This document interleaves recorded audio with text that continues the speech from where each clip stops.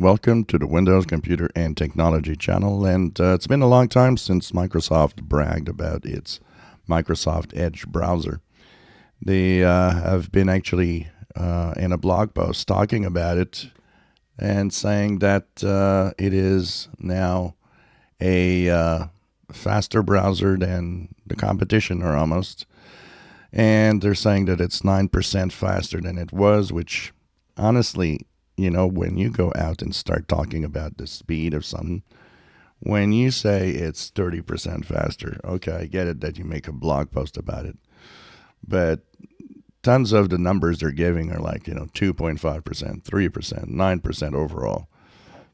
It's something you don't see. 9%, nobody will notice.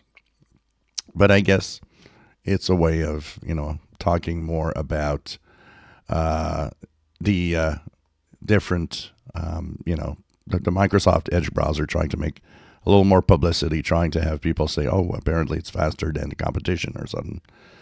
Overall, I think Microsoft Edge needs, and that's where they're planning to go for the future, really to overall their, different options, the settings menu and all of that. It became cluttered over time.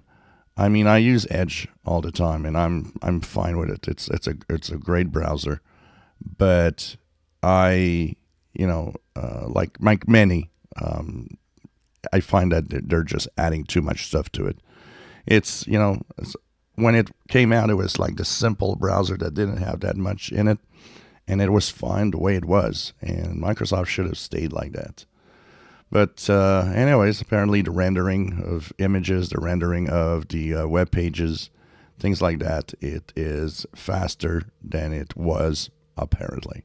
So that's kind of interesting to see that they've decided to talk about Edge this week a little more.